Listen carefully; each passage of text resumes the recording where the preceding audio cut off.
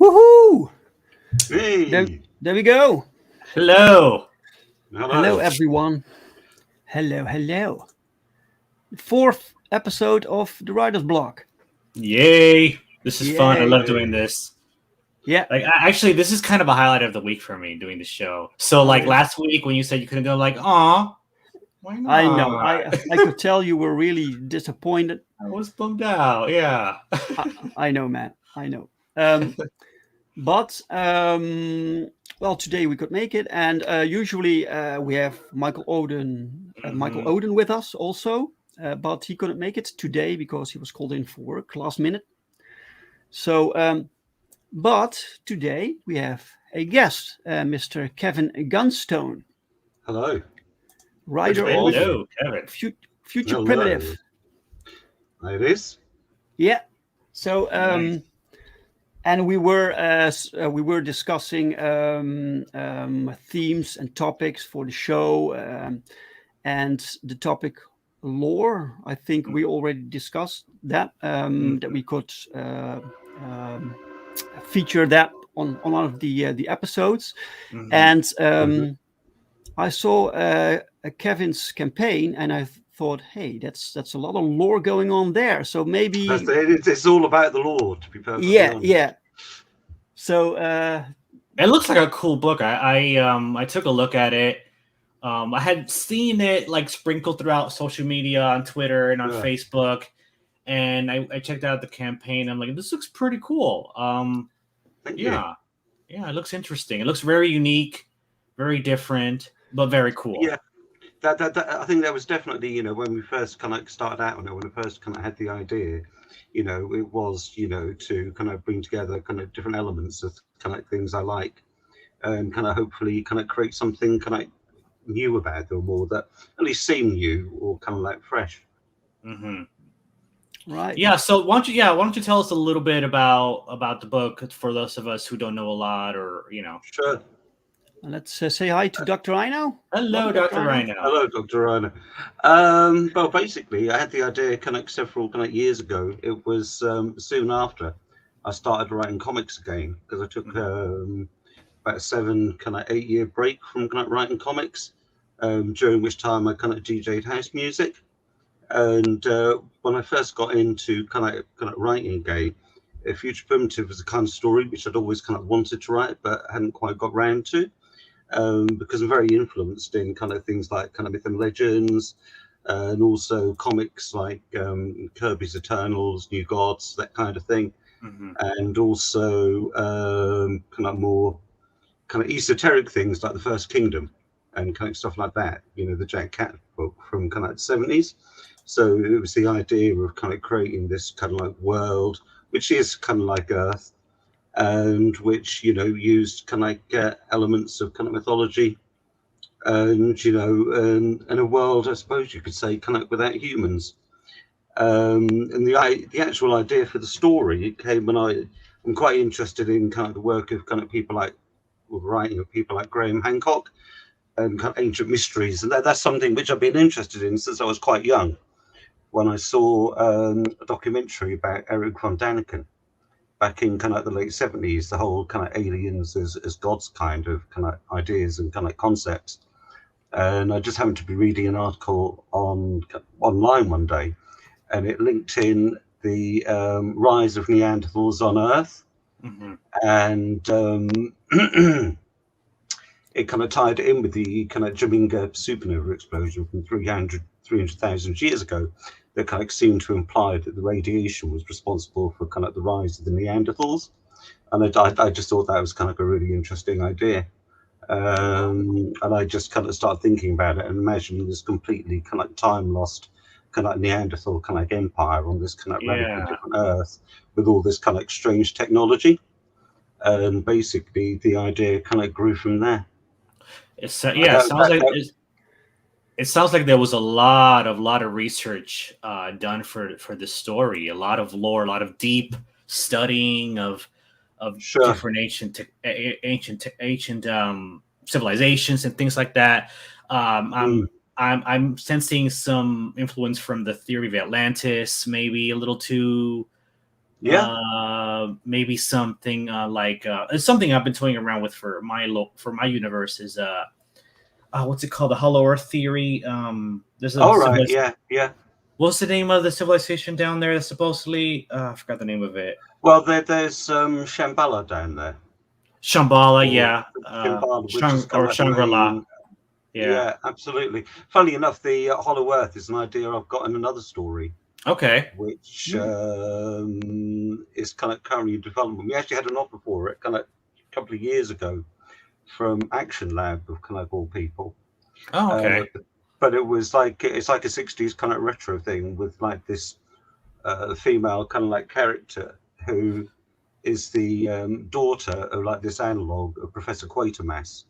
So it's kind of space age, kind of retro, kind of science fiction thing. And I've only recently kind of found a new artist. I think I've seen that book, or like yeah, well, it's kind similar of to it. published.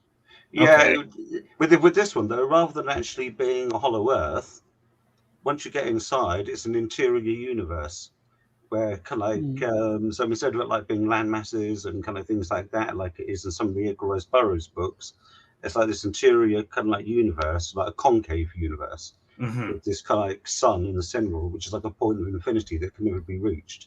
You've got all these different civilizations and all these kind of different worlds. But that's kind of more of a kind of retro sci-fi book.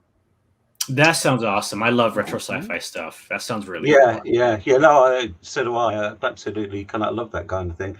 But that's something which hopefully I'll be kind of making more kind of progress on in the new year. Yeah, like I got By the way, Area Blackness is here, and he recognizes you as DJ. Yeah, absolutely. My DJing alter ego was Cowboy K. Cowboy K. Cowboy K. And I should point out right now that was Cowboy spelled with a K. So I used to get quite upset if it was kind of like misspelled. Oh right, yeah. But, the Gunstone is your real name?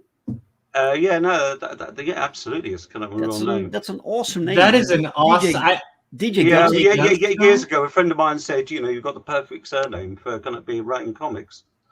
Which, wow. But no, I used to kind of play in Brighton, Ibiza, and sometimes. By the way, I remember the name of the ancient civilization that's supposed to be in the middle of the earth is Argatha. Oh yeah. I read a lot about that. Well, there's a lot of connections with kind of the Hollow Earth and some of the kind of Nazi occult experiments, kind of like that ran kind of throughout the 40s, and also you've got like Admiral Byrd going there, kind of like in the late 40s, early 50s, and it's where they're supposed to have kind of UFOs and kind of things like that as well. Okay. So your story is set in what civilization? Is it its own civilization that you made up, or is it like? Yeah, no, it's totally kind of our own civilization because I suppose I'm the kind of person which, rather than it just being kind of a straightforward retelling of kind of like say Aztec or kind of like Mayan myth, which I've always kind of like been interested in, it was more just taking some of the visual ideas from that, and also some of kind of like the names. Some kind of basic concepts in their mythology and just completely reinterpreting them because the story isn't actually set in the past, it's actually set 250 kind of million years in the future. Oh, very awesome. So it's all about kind of like the repeating kind of patterns kind of through time of things like names, places, that kind of thing. Because I sort of said it at that time because I was kind of like researching it. And I saw that, in 250 kind of million years in the future, the Earth will be one massive continent again called Ultima Pangea. And I thought that would make kind of the perfect setting for it because that way you've got all these kind of different countries or continents, which, obviously in the present day are really kind of far apart, but which now will actually be kind of moderately kind of close together. So once the first story is finished, then the central characters will then go out and explore this kind of wider world that they don't know a fantastic amount about. Nice. Wow, amazing. Very welcome, awesome. Edith. Hello, Edith. Electronic Death. Welcome. So, that sounds very, very awesome. I love the concept that it's actually set in the future as opposed to the past. That reminds me a lot of one of my favorite cartoons. What was it? Thunder the Barbarian. Oh, no, yeah. I've only seen a few of those. They used to have all of those on YouTube. Then I suppose copyright, they were kind of taken off. So that was good I stuff. don't know if they were ever shown on UK TV. If they were, I completely missed it. But yeah, it's certainly in that kind of area. That kind of it sounds fairly cool. And actually, there's a book, a character in my universe she's like an Amazonian, a Brazilian Amazonian, and her civilization is a lot like that kind of like it's called. There was a concept. I saw a lot of art from this artist, and he called it what was it? I forgot what it did anymore, but he called it something. It was like a futurism with ancient kind of and that civilization very much inspired by retrofuturism. Retrofuturism or primitive futurism, I guess. Yeah. Well, I think there was something like future primitive. I think one of the kind of genre names for it would be kind of like stone punk.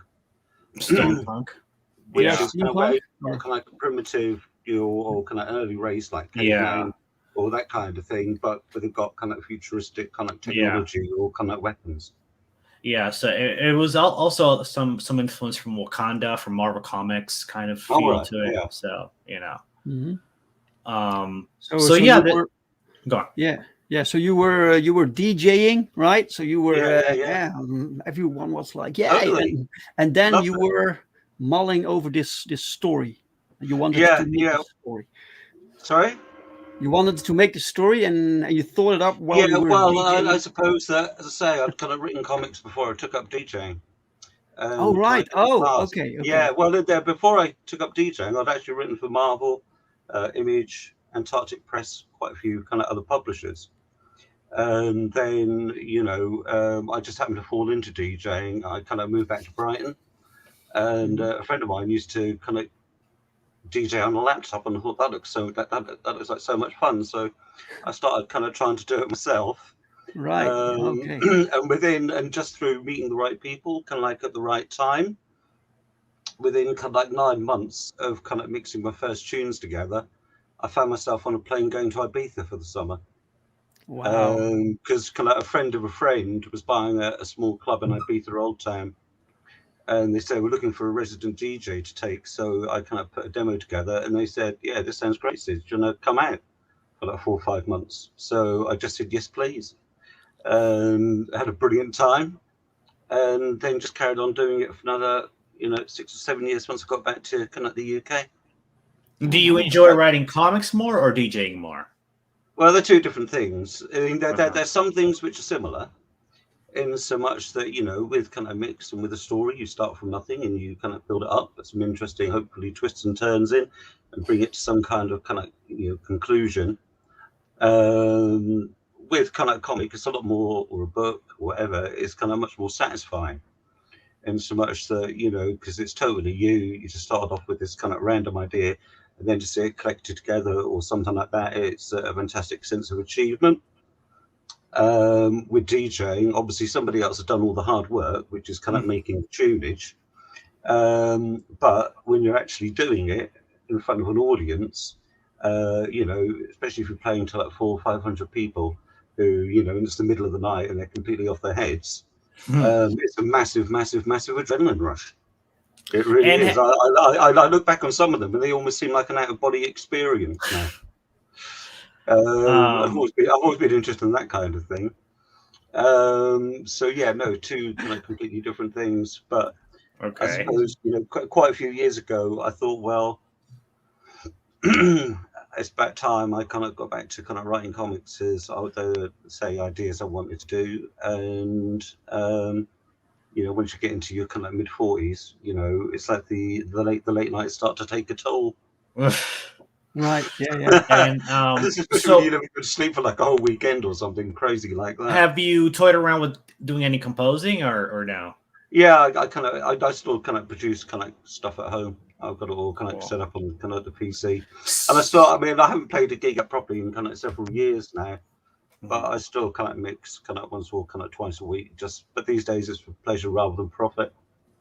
And I put mixes online 2 or 3 a year. So I still do it, but I just do it for fun now. And one more question: what are some of the books that you've worked on that I would know?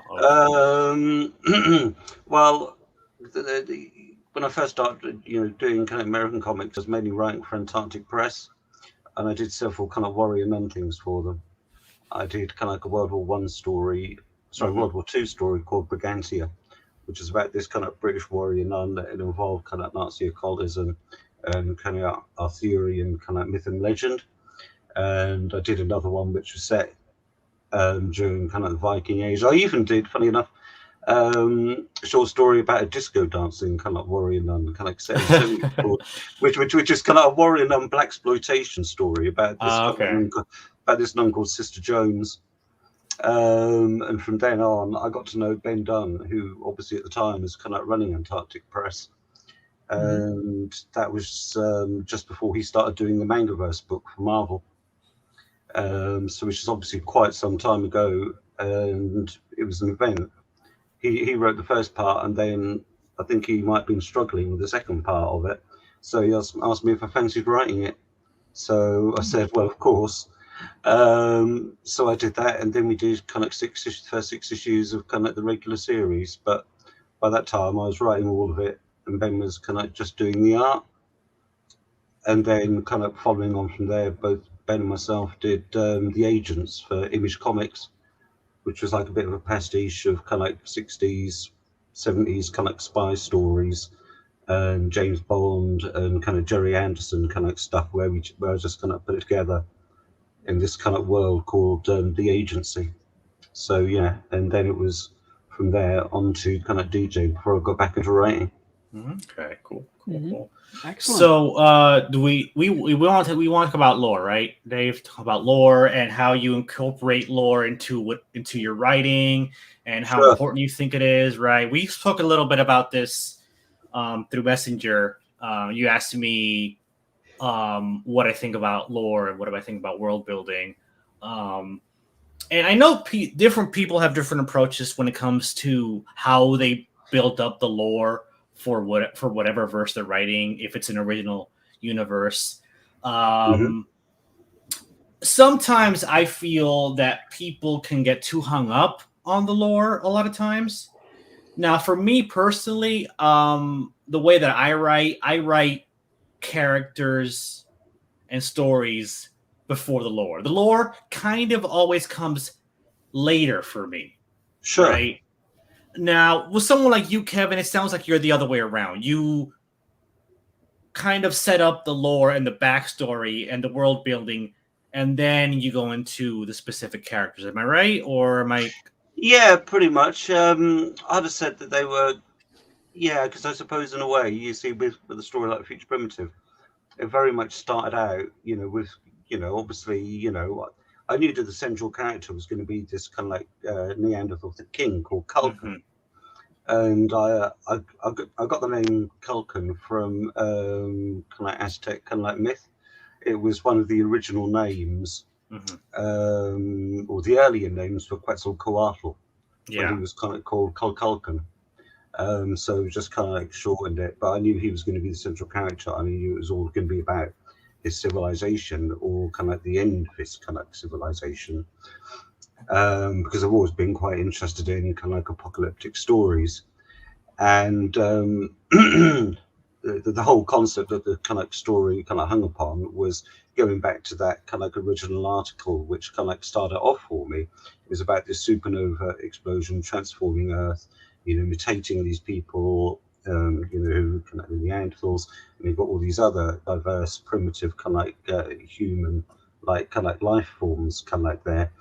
And the idea was to kind of mythologize the supernova explosion, because what we've got, other than the actual kind of like story about their kind of struggles against this kind of like tribe called the Moon Clan, was that there's kind of like sequences kind of like in the comic every so often that kind of relates kind of like the history of their kind of civilization kind of from its kind of creation. And kind of rather doing it as kind of like a normal kind of like comic page or kind of comic panels, we actually did it in a series of kind of like cave images, like primitive kind of like cave images, which kind of like retell the story of their kind of like civilization and also their kind of like mythology. So yeah, it was a chance to kind of like invent kind of their kind of mythology, taking a few things from kind of Aztec kind of like Mayan kind of myth, because there's a lot of things in there about twins, and I kind of play on that idea kind of quite a lot throughout it.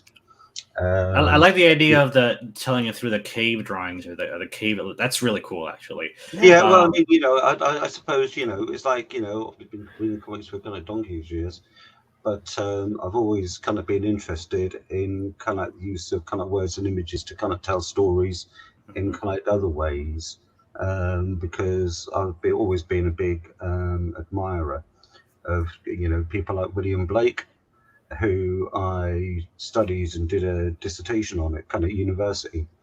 And I don't know how familiar you are kind of with kind of Blake, but one of his things he actually kind of took things from kind of everywhere, from kind of myths, legends, kind of the Bible, his own kind of like thoughts, just used names, and kind of created this whole kind of like philosophy kind of based around them, using kind of words and images and little stories and kind of symbolism. So I'm quite heavily influenced by that. Nice. Yeah, I want to get back to Arius Blackness said about that. That's right. A lot of new writers. I'm noticing this a lot with some of the people I've spoken to. Some of the writers that I'm working with for my editing is that they get bogged down by lore, and it doesn't always work. I'm reading their stuff and the lore is good, but I mean, for me, I'm more interested in the character of the story, and the story as it is in the actual story that they're trying to tell, and the characters that they're trying to write. Now, with Kevin, you're a veteran writer, so you know how to balance this stuff out. You know how to write it. You know how to do a compelling. You know how to come up with compelling lore that kind of brings the reader in, but you also give them compelling characters too. Yeah, you see, I suppose for me, okay, we got kind of like the whole kind of like concept of kind of like this world, their kind of like mythology and their religion, and all that kind of thing. But I suppose for me, the parts of it I kind of planned in detail, whereas there are other parts kind of during the actual story where I just kind of bring things in incidentally, whereby you just kind of like mention things like past bits of kind of history in their world or kind of where they are. And that a lot of that isn't kind of necessarily kind of like planned. It's just things that occur to me kind of whilst I'm writing it. And I think that kind of by putting in those kind of like small details, I happen to think it gives kind of the story a bit more depth, because it feels like there's this kind of like rich history kind of behind it. And whilst some of it I might have just kind of made up on the spot, or I might just think, yeah, well, I'll just call it this, or I'll just call it kind of like that. I think it gives it kind of a sense of place, and I hope it kind of gives it more depth, and for those kinds of ideas. Yeah. It really depends also on the genre, right? Because when you write a superhero comic, you don't need all the lore. It basically takes place in the world that we know, or similar to the real world. Yeah. Right. So if you're, with me and David, we're doing superhero stuff. So our lore building isn't that heavy. It's not that much. If I were writing a science fiction story or a fantasy story, then I would have to come up with a lot of lore. Sure. Yeah. Well, I mean, I suppose for me, kind of like as a reader, kind of like the lore or something is something that has always interested me, because I've been interested in kind of myths and legends from kind of quite a young age, and I've got hundreds of books kind of like on kind of the subject. So it's something which I've always been kind of really interested in, and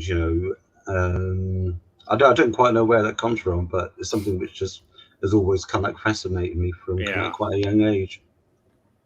So I suppose it's only kind of natural that I'd probably include some of that in kind of what I write. Yeah, different writers have different things that interest them about writing a story, or different kinds of story they want to write, that they want to tell. Me and Dave are kind of in sync on a lot of things, to the point where we've come up with very similar characters. Right. And like, I've been jealous of characters he's come up with. Like, one of my favorites is Hive Mind. Like, Hive Mind, I am jealous of Hive Mind, Dave. I want Hive Mind for myself because he's a really cool character. You can buy him. I could buy him.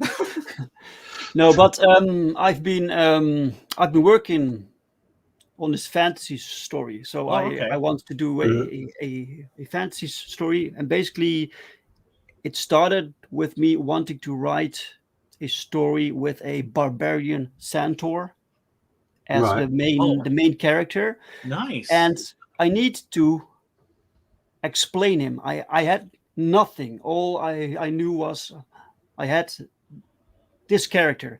So he needed background, and he needed this world to live in and to explore. So it's superhero stuff is much easier. This will take me many years before I'm finally done with the world building and I can finally tell this story. Mm-hmm. So, I must admit, I find it kind of like I very rarely get ideas for stories which are actually set in the present. Right. I didn't quite know kind of why that is, but no, I've always been interested in kind of like historical stories, or things kind of set in the future, or kind of like on different worlds, or that kind of thing. I mean, there's I've got one thing which is kind of like set in a sort of kind of present day kind of world, but because it's a sort of geopolitical story, I'm actually changing kind of the names or giving kind of countries kind of different names. So that always works. Kind of like free reign over it. So Right. Awesome, man. Very, very cool. We can share your campaign. Yeah. Thank you. Share screen. Share with audio, because I see you have a video. Yeah. It's just a very, very kind of like short one. Don't be modest. We'll just take a look at it and. Oh my God! Oh no, has it? Oh no, that's all right. I thought it would have gone up a bit. I just haven't looked at it for a few minutes. Oh, yeah. You have 60 backers now. Yeah, no, it's 60 is good. I'm pleased with 60. Yeah. But this is the thing, my friend Marinus, he told me about your campaign. I never heard of it before. His Twitter name is Darkside. His comics. Yeah. Oh yeah, Darkside is a great guy. Maris has been fantastic. He's been a tireless retweeter, and I can't speak highly of him enough. Yeah. And he told me about it, and I looked at it, and I was like, why isn't this doing better? It looks great. The prices of the books is very reasonable. Shipping costs very reasonable. So why is this? Why do you think this isn't getting more traction? Well, as I say, I'm actually quite happy with kind of the number of people which who kind of backed it. I mean, 60 minutes first one. Of course, yeah. That and that's kind of pretty good. I think that one of the not so much mistakes is that perhaps I should have asked kind of like a little bit more for it. But obviously, we want to kind of try and we want to kind of give kind of value for money, and looking at it from my perspective, kind of like as a reader, if we were charging, say, I don't know, 50% more for it, it would probably kind of put me off. Whereas the price we're actually offering it for, I'd probably buy it. So I suppose that comes from me kind of from that angle, and and also because of the fact that these days I'm more into actually kind of reading comics rather than kind of just kind of like collecting them. And I've never been really the kind of person that goes for like collector's items or kind of that kind of thing. It never really occurred to me kind of first time around to do more kind of like special kind of like versions of it, which I could kind of charge a higher price for. So I think that would kind of probably be part of it. It was more a case of let's kind of produce kind of the magazine. It's obviously we can overprint, get a kind of get a good deal on the actual how much it costs per copy, and even selling it at kind of £8 or whatever, it would still make kind of a fair amount of it, or something it would make it kind of worthwhile. So I think that kind of when we do kind of the second issue and things like that, may well kind of charge the same, but I think we'll probably do more kind of special ones to kind of appeal more to kind of the collectors kind of market. Right. So and also I suppose another thing which I was thinking when kind of planning the campaign was that I was expecting or kind of like hoping that we'd sell some of the original art, because it's it looks stunning, and it's incredibly reasonably kind of priced at kind of like round about just under kind of £100 a page. Stunning pages. So obviously we thought that even if we just sold kind of 2 or 3 of them, then that will help kind of bump it up. But unfortunately, for kind of whatever reason, we haven't been able to sell any yet. So which to be honest with you, has kind of mystified me. Yeah, Dr. I know. Have a good stream, guys. I need to sleep away the sickness. Oh man. I'm sorry you're feeling sick. Yeah, take care of that. Get some rest. Get better soon, man. Yeah, get better soon. Thanks for dropping by. Play that video. I want to check it out. Yep. Here we go.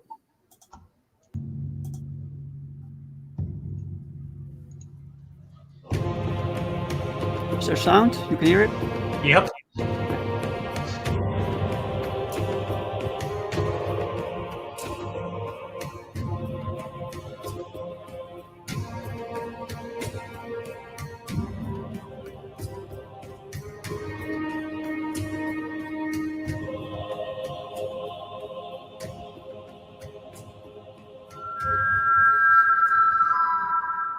Future Primitive.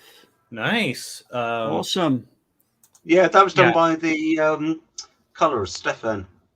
FYI, go on. I think it's one of his first or kind of like second attempts at kind of doing a video, and I thought he did, a pretty good job on it. Well, interestingly enough, I've actually started making promo trailer videos for campaigns. I did one.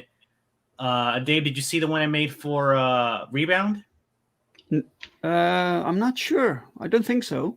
No, yeah, I took a look at his campaign. His book looks amazing. It looks really, really good. But his campaign, but his video was a little. It needed something. It needed some help. Right. So I contacted. I messaged him and I listen. I want to recut your promo video. I think I could make it really, really cool. So I did that, and I had so much fun with it that I am now offering my services to anyone who has a campaign on Indiegogo or on Kickstarter, and they need a really, really cool, like a tracked video or a trailer of some kind. I can make that happen. I can make it really cool. Well, I'll have to bear that in mind for the second one. Yeah, totally. It's so much fun. I actually want to play here. Go to, I think the Rebound comic is in the sign up phase. So can you take a quick kind of search of that? Yeah, sure. Send me the link. And all right, let me see if I can send you the link. Or you can share it. Yeah, I can share it. Let's see. Anyway, compared, Kevin, compared to other campaigns, when you compare the prices, yours is really cheap, especially for the amount of pages you are offering, right? Yeah. This is like, what did it say? I saw it somewhere. The page count. What was the page count? 58? 52. 52. That's amazing. Yeah. That's amazing, man. So what are the prices in like American dollars? Because like I don't know the pound exchange or. I think this is about $10. Okay. Yeah, I think so. Yeah. That's a great price, man. $10. If you're watching, check out this campaign, man. I just retweeted it myself on my Twitter. So. Yeah, we got what about 36 hours left, I think. So yeah, we'll see how much more business we can do. Yeah, exactly. So you have 38 hours left. Usually, I have my interview show on Sundays, but I thought if I invite you for the Sunday, perhaps that's too late. Sure. Yeah. Well, I mean, we will.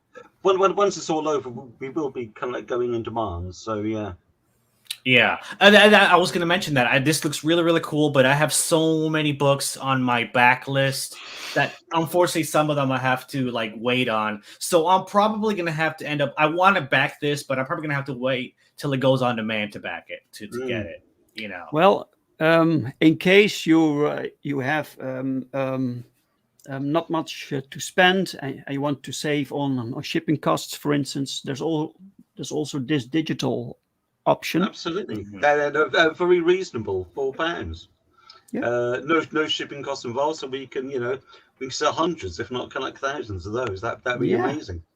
I think this is about $6.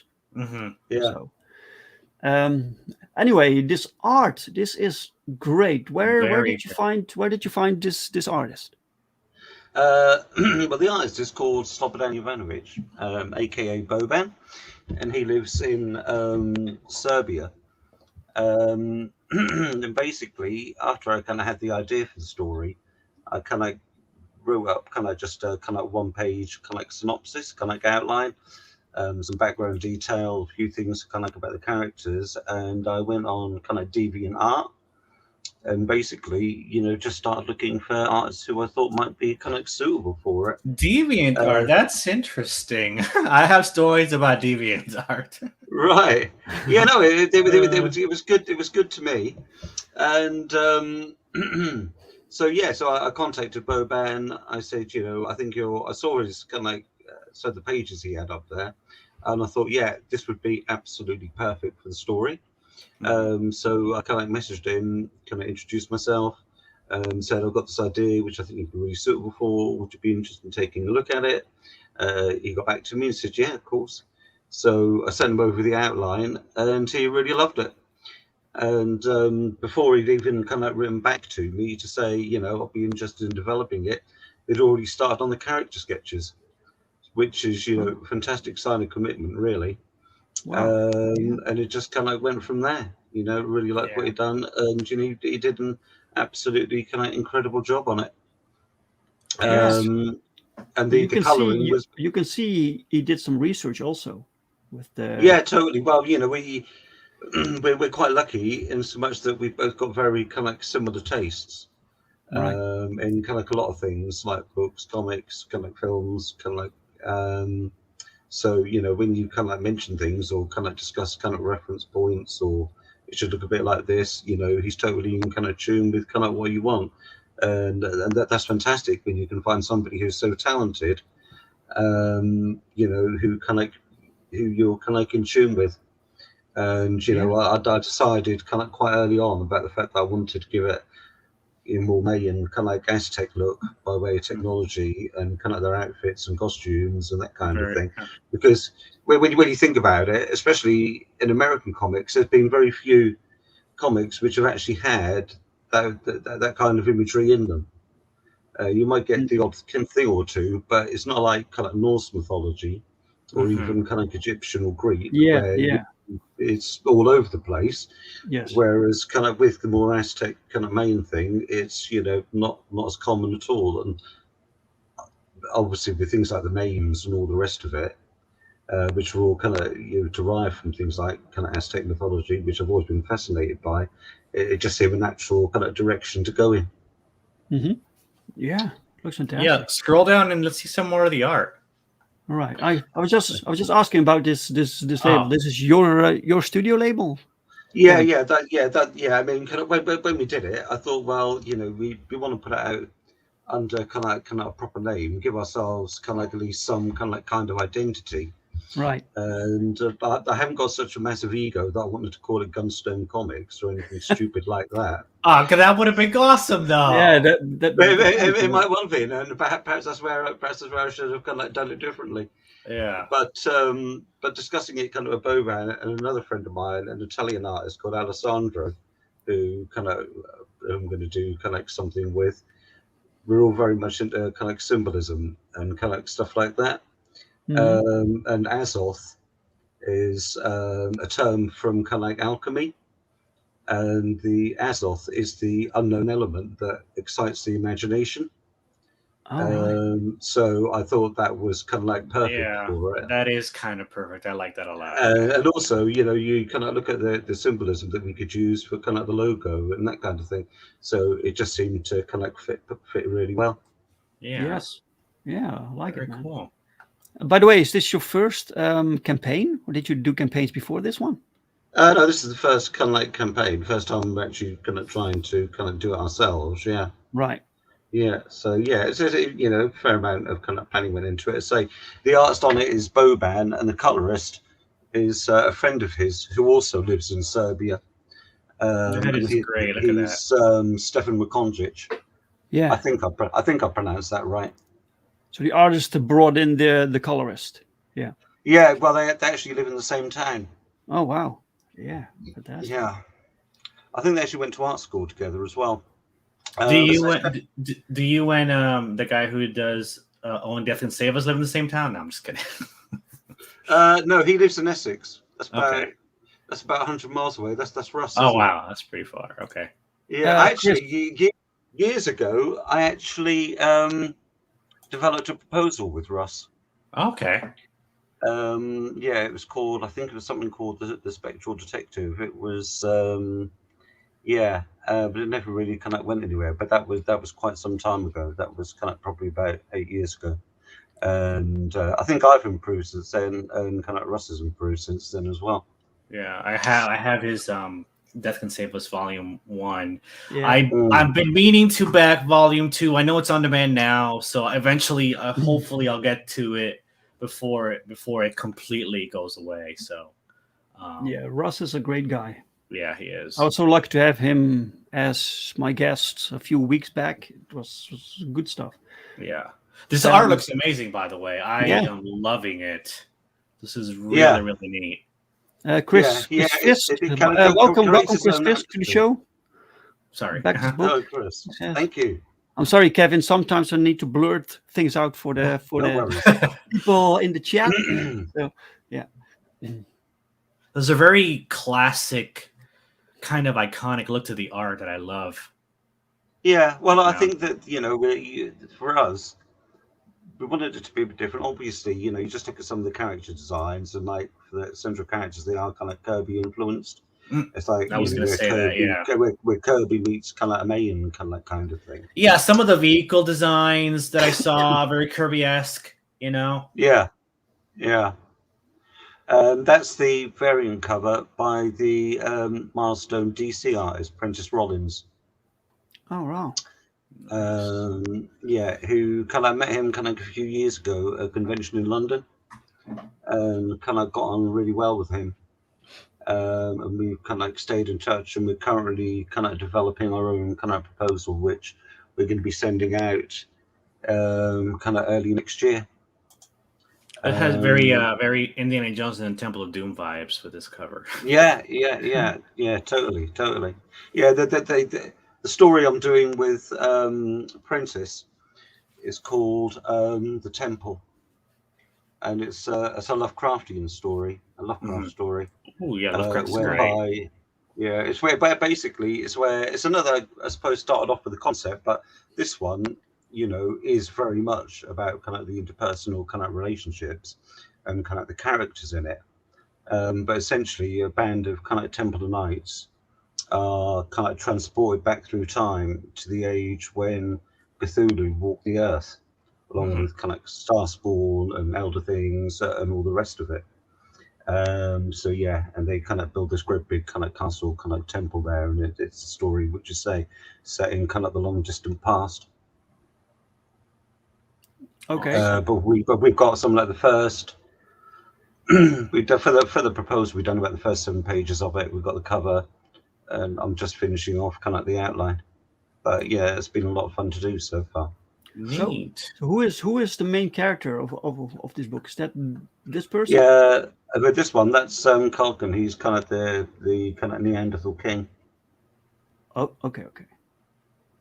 Yeah. And kind of his closest companion is this other character called Zotol, Is that guy on the right? That's him. That's right. Because in Yeah. kind of Aztec and kind of main myth, you've got, say, kind of like Culcan was originally inspired by Quetzalcoatl, and kind of like his kind of half brother or whatever is called Xolotl. Well, it's called Zotol, but it comes from the Aztec name Xolotl, who was kind of like the guardian of the dead. And do they conquer other civilizations? I see that they no, would be they're doing that. they're very much defending their kind of civilization, which is under attack from this kind of Australopiths called kind of like the Moon Clan.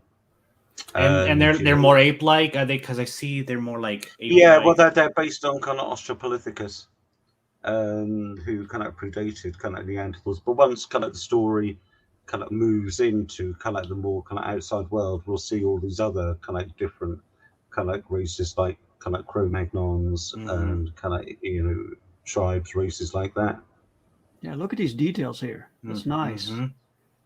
Very, very neat. I'm digging the art quite That's some pretty art. Yeah. This entire color scheme also with the brownish tones. Yeah, I like the paneling on that page. Is that a splash page with inserts, right? Pardon? Yeah, it's double page. Double page with inserts. Yeah, that's really cool. Yeah. I mean, it's got a nice kind of like faded kind of golden look. Yeah. Because I like things. Whether I'm reading kind of comics or watching films, I like watching and kind of reading things to have quite kind of like an immersive kind of like atmosphere to them, and where you're kind of creating your own kind of environment.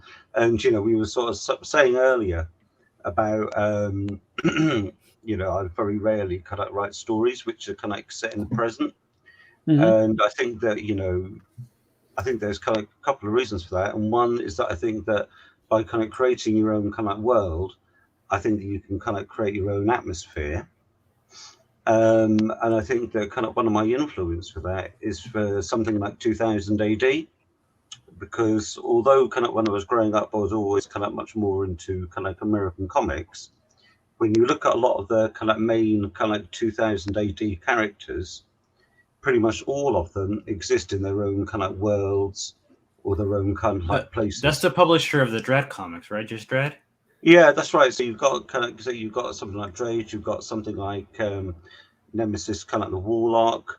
When you look at kind of all kind of like the classics, and none of them are kind of set in kind of the real or the present day world. They all have their own kind of unique kind of like worlds that kind of like the stories kind of like exist in, which gives it, I think helps kind of differentiate it. Yeah. When you write this page, did you write I want a double page spread with these inserts, or is this does this layout come from the artist himself? No, I'm a bit of a tyrant when I write a script. All right. Well, not tyrant, but I have very strong ideas as to what it should look like, and I always communicate that. Yeah, I'm actually kind of the same way myself. I'm a little... Yeah, so, and I would say, another thing about Boban is that, whatever I asked for, he always matched and surpassed.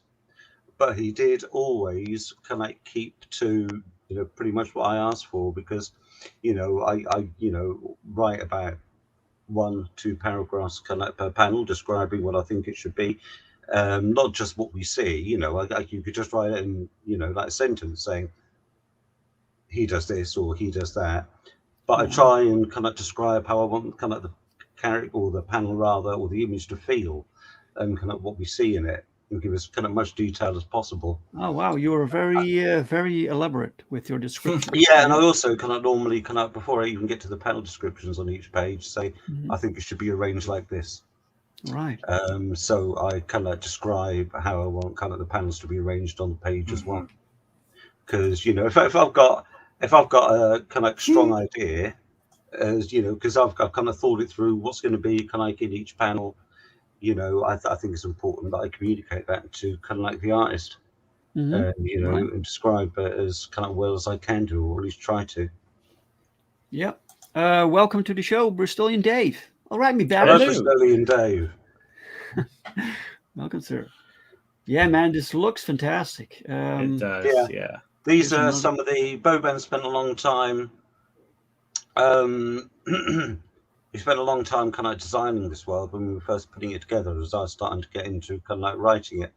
And kind of one of the rewards is that we got these kind of like 6 prints of his kind of like when he first kind of brought this kind of world to life, and I think they look really nice, right. Kind of like, because they're in a slightly different style to the actual comic, and I just think they're kind of really nice, kind of cool pieces of art.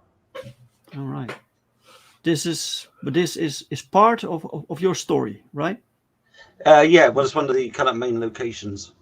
Yeah, right. So what's this glowing thing here? Oh, it's called the Aten. And again, that was a name and a vague idea I got from kind of Egyptian kind of mythology. Because it's kind of tied in with kind of people like Ignatha and kind of Sun Kings and kind of stuff like that. And in this story, as I say, this world was transformed kind of thousands of kind of like years earlier by kind of supernova radiation. And this kind of like Aten, it's like a power source where they've kind of collected up this kind of radiation, and it powers their civilization. And the whole story is about their protection of it, because it kind of like generates this kind of morphic field that powers things like this, sky cycles, and kind of all of their kind of like technology, and it's something which they kind of worship as a god too. So that was kind of one of the main kind of concepts in the story. And I think that where the idea kind of like came for that from kind of like originally was a film I watched quite early on when I was thinking about it was, have you heard of the film kind of like Quest for Fire? I think I've heard of it. I don't think I've seen it though. Yeah. It was like a caveman Neanderthal film from kind of the early 80s, which starred quite a young kind of Ron Perlman. All right. And it was all about them losing kind of like fire in their kind of tribe. That's perfectly cast, by the way. To try and kind of find fire to kind of bring it back. So I know there was a movie in the 80s about a caveman who's thought out in the present day. No, it wasn't. And I'm not talking about Encino Man, not that movie. It was another one. It was like a more serious drama. I think it was Caveman or Iceman, I think. Oh, right. I think so. Yeah, I've seen most of them. I don't remember seeing too many that started off in the present day, though. Yeah. You have a lot of European comics that have this style, and I think I saw that your book is also European format, right? Well, it's A4, yeah. Yeah. Well, it's funny you should mention that, because like a lot of people, personally, I'm not a huge fan of manga. That's just me. It just never appeals to me. I like American comics, obviously, but also one thing that does appeal to me a lot is European comics, like the style of European comics is something that I could really get into. Yeah, no, it's like real. I mean, it's a shame that there's a lot of kind of European comics I'd really like to kind of read, but I can't because of kind of the language barrier. And it is definitely influenced by European comics, but it's equally influenced by things like early heavy metals, which obviously had a lot of European kind of reprints in them anyway. But it was also kind of like influenced by things like the Warren magazine, 1984, 1994. And a lot of their kind of more kind of science fiction stuff from kind of the late 70s, and also the art of Alex Nino as well, who I'm a huge fan of. And when I was kind of writing kind of the script, as I say, I am quite detailed in kind of what I ask, so I was taking a lot of inspiration from kind of things like that, the way he put things like double page spreads together. So yeah, that's certainly what the things that inspired it in the first place. So when it came to kind of crowdfunding it, we thought it would be great to do it more kind of like magazine size, which is inspired by why we wanted to do it kind of in the first place. Yeah. Right. Very cool. Welcome to the show. It's just. Oh, hey, it's Charlie. Yay, he's a good guy. He's one of my writers. So. All right. Welcome. Yeah. Hi. He's a good guy. Bristolian Dave says, had you on the bargain bin, Kev. You're a good dude. Book looks great. I finally managed to back. Woo! Fantastic. Number Thank you. Excellent. Nice. Okay, cool. That's good. You had Quest for Fire. Right. I think Quest of Fire is an absolute classic. Yeah. And thank you for backing, Dave. Really appreciate it. Oh, cool. We got a shirt. Nice. That's a nice T-shirt. Yeah, it's a nice T-shirt. Yeah, so just kind of bought the T-shirt. We've got some of that original art, which, I'm kind of struggling to understand why we haven't sold any yet, to be perfectly honest. It costs about £100, which is what, $120, $130. I think that's quite a good deal. Right. Let's take a look at your perks. Right. So the early bird special, that's still going on because it's we 100. We took it down for a while, and I thought, okay, you get free postage with that in the UK, so I thought I'd kind of bring it back for kind of the last week or so. Okay, so you get the book, you get that's 52 pages, guys. If you're watching 52 pages of this phenomenal art, full color. Yeah, a full color. You get the digital also for free, and look at this, for 7 what is it, British pounds, right? Or about $10. $10 American for those of us who live in these states. That's dirty cheap, man. Come on. And then you can get the digital alone for just about $6. Yeah. Print. This is the same as this one, only it is, but I'd say for most of the time it was just a normal print one, and it's only kind of towards the end. Right. Kind of brought back the kind of early bird kind of special. So, say you get free produce in the UK and it's about £1 cheaper. So, because when we were running it for kind of the first few days, it was quite popular. So I thought to myself, we've got kind of a few weeks left. Let's kind of bring it back, see if we can get any more people interested in that one. Because at the moment, it's just a case of kind of making as much as we can. So, yeah. Yeah, right. Yeah, your goal is flexible, right? So you don't need to reach it. We don't need to reach it, but it would make life 10 times easier if we could do. Of course, we want to reach it. We have to make sure that you reach it, but at least when the campaign ends, you go in demand. Yeah, and we can try to still promote you and get you to your goal. So, but yeah, I think for me going demand, obviously we need to make as much as possible because obviously we're going to overprint. We're not just going to print kind of the number we need. So the more that we have in, the cheaper it is for us to print at the end of the day, and kind of the more copies we'll have spare afterwards. Right. So you have the variant. Yeah, variant. How do you say variant or variant? Variant. Variant. Okay. That's cool. Also good. There you get prints with it. Yeah, that's right. 6 A4 prints of kind of the original kind of designs, like that one of the kind of atom that we kind of had there, kind of like towards the bottom of the page. They're all mainly kind of location shots, but we've actually got a link on the page to kind of a gallery of what all kind of the different prints are, as we've also got links to all the original kind of like art pages that we're selling, because we're selling about 9 of them. Wow, excellent. And the shirt. And the shirt, absolutely. I thought, why not? It's must have summer wear for 2022. Wow, this is amazing. For this, it's about $23, I think. You have the shirt, you have the book, you have the digital. Yeah, that's crazy. That's crazy, man. The retailer pack. Yeah. 4 prints. But it's been very slow business on that. Yeah. Well, it's good to have. You could you know what? It's cool that's good for like if you want to gift a bunch of creative to different people. That's a good one for that. Yeah. So Like, I'll just keep like one, and I'll hand- keep one. I'll give 3 of them to one of my friends or family or something. Yeah, Absolutely. you get 5 copies. So all promotional items. Yeah. Nice. The shirt, the art prints, variant, and the variant and the regular cover. Yeah. I mean, if they're £40, Mhm. you know, it's the steal of the century. I think so. Yeah. Get on this, guys. Get on this. Well, nice. I This like that watercolor. Is really nice. It's fantastic, isn't it? And you know, Yeah. it's only £60. It's a complete unique one-off. Yeah. Mhm. That's a nice A3. water. So shipping will be in a large envelope.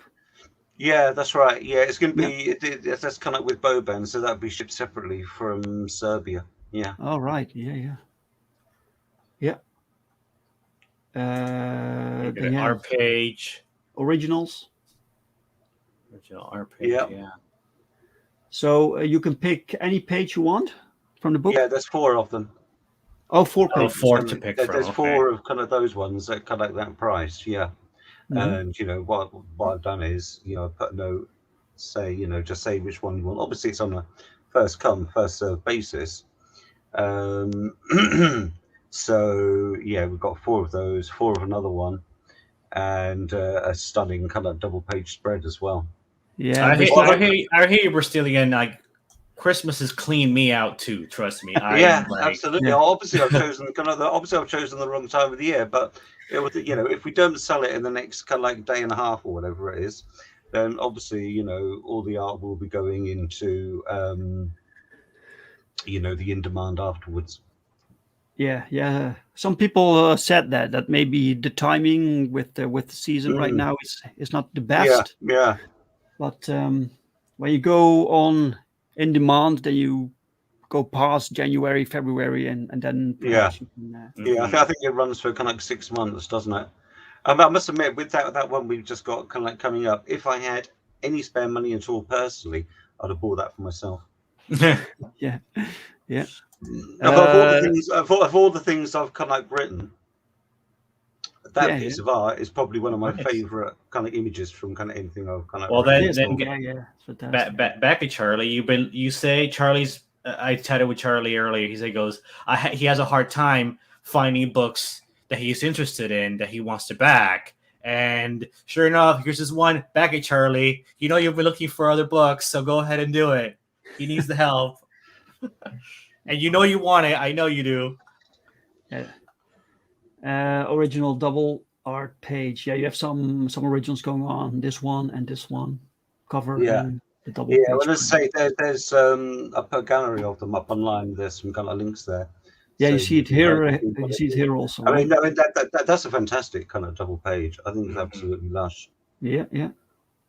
I imagine that looks beautiful in color. That page. Yeah, no, it does. It looks fantastic in color. Mm-hmm. Right. Yeah. Anyway, the first few, if you just want the book, guys, it's a steal. Absolutely, you know, we're virtually giving it away. Yeah. So, how many issues are you planning to make of this series? Well, you know, the first story lasts for 3 issues. You know, runs for about 110 pages.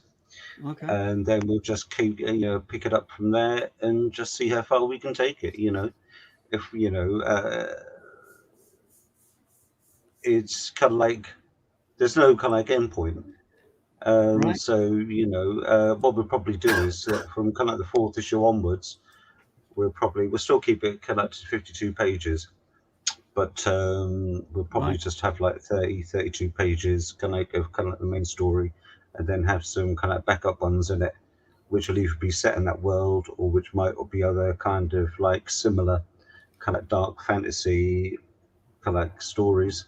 I kind of like the idea of kind of like telling different kind of stories kind of set in this world at kind of like an earlier date, which would be kind of inspired by things like the old Tales of Asgard that you used to get in Thor, which would just be kind of 8 to 10 page stories, just looking at kind of different kind of parts of history and that kind of thing. Right. Nice. Very cool. Which also then you could bring kind of like, if they're depending on how bow bands fix the time, could then bring some kind of guest artists onto. Oh yeah, Mhm. like Pow Redux, maybe Pow. Pardon? Pow Redux would do this, right, Dave? Maybe. Yeah, absolutely. We'd see who's up for it. 100%. Yeah. Yeah, you know Pau? You know Pau Rodriguez? No, I don't think so. Okay. Oh, he's one of my favorite artists. Dave works with him a lot. He's like amazing. He's so cool. He's so great. Yeah, Oh, right. just because he's mentioned, let's just do this little segue here. I have my own pre-launch page up, pre-launch campaign for Perfect 10 issue 3. This is the series I am doing with Pau Rodriguez. And right. if you sign up now, you get this free mystery print. Did you also do this, by the way, Kevin? Did you have a pre-launch campaign? Yeah, I did. Yeah, we did. We got about 30 people kind of signing up to it, which was kind of okay. Oh, nice, yeah. So look at this art. This will be awesome. Really this will be really fantastic. Good. Yeah. This classic superhero stuff. Yeah, fantastic. And we also have this pre-launch page going on of American Bliss Father's Pride, which this is my character. This is my favorite character of Dave's. Like I read originally he had her featured in his anthology Power Trip, and her story was my favorite one. I completely fell in love with the character, and I was like, Dave, I want more American Bliss. Make it happen, please. Do it. So he's making it happen. So I'm very happy. Yeah. So people can sign up for this also. Yeah. Cool. Yeah.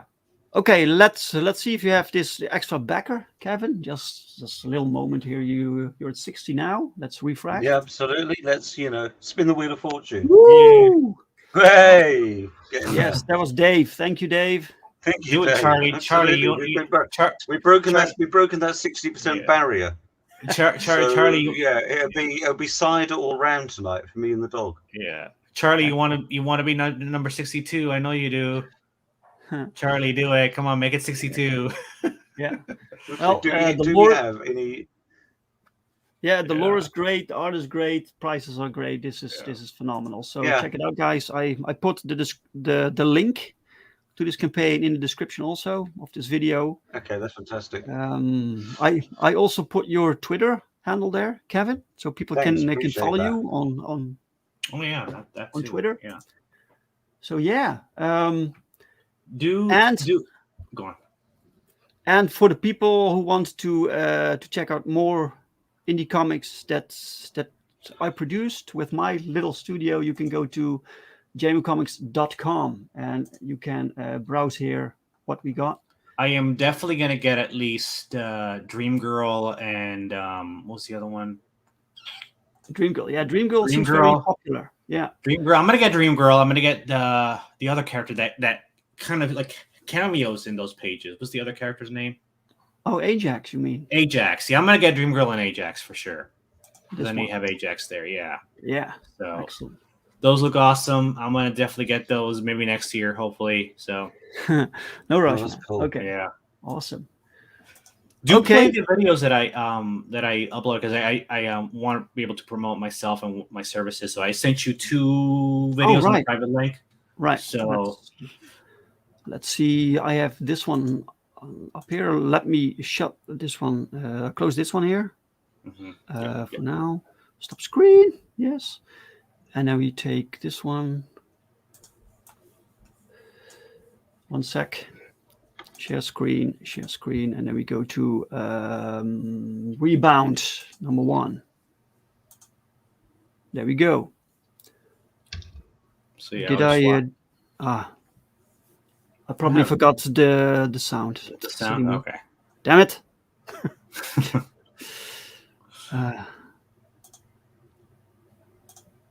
Stop screen, share screen. You always have to click the little thing. There we go. All right, this is your trailer that you worked on. Yeah, I worked on this trailer. Yeah.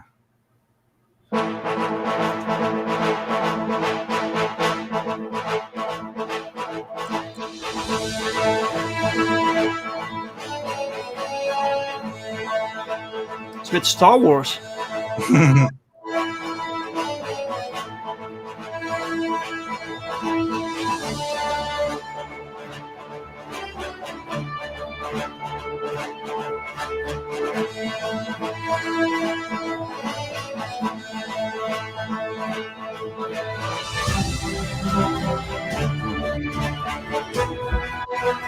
I misspelled written. I know that.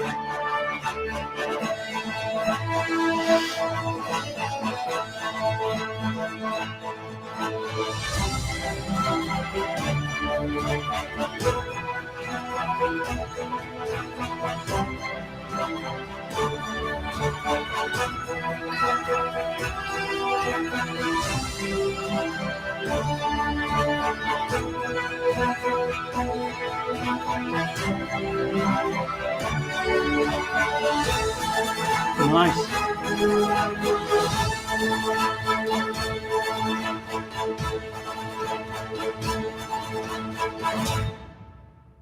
That's cool. Yeah. Good. Well done, man. So yeah, I am Yeah, offering. that's I still have to figure out prices, but that was so much fun, and I like doing it. And I'm like, I can do this for some money, so why not? So Yeah, Absolutely of course. right. But Yeah. that spelling error, you have to remove that, man. well, whatever. It's too late. I'll do it. I'll make sure next time. That's bad That's advertising. bad. Okay. Kevin, is there something you want to say about your campaign or things we need to know before we? Well, I think we covered kind of most things, but yeah, love people to kind of take a look at the page, see if there's anything there that tickles their fancy, and if you can kind of back us. Obviously, I know it's near Christmas. Then we'd really appreciate your support. Yeah, that's right. So check it out, guys. Check out his campaign. Ron, I want to thank you for another No problem. full screen with you. Is there the other video you can play, or is it like you need to go? Because I sent you another video. I mean, I sent you another. Oh, you sent another video. Oh, Yeah, I sent you through it was a Twitter link, but it was I the video. tweeted out. Yeah, so did I. I tweeted out too, so hopefully. Yeah, thank you. Really appreciate it. The one thing I must say, is that since we kind of start, this is our kind of second 30 days, I've been kind of like so overwhelmed by how supportive people have been, in kind of retweeting stuff and kind of liking it and kind of sharing it. And, I can't really thank people enough for doing that, to be honest. Yeah. Always. Okay, let's do it this way, right? So to end it, I'm going to show the last video you made, and then we close the stream. Yes, that's the perfect ending. Sounds good. Okay. If you're watching and you want to hire Ron, follow him on Twitter, send him a message. Kevin, I want to thank you for being my guest. It's been an absolute pleasure. It's been really interesting. Yeah, it's been great. I had a good time. I hope it's been interesting. Yeah. Always. And let's get you to your goal, man. Absolutely, or as close to it as humanly possible. Exactly. All right. Chat, thank you for watching, and see you next week.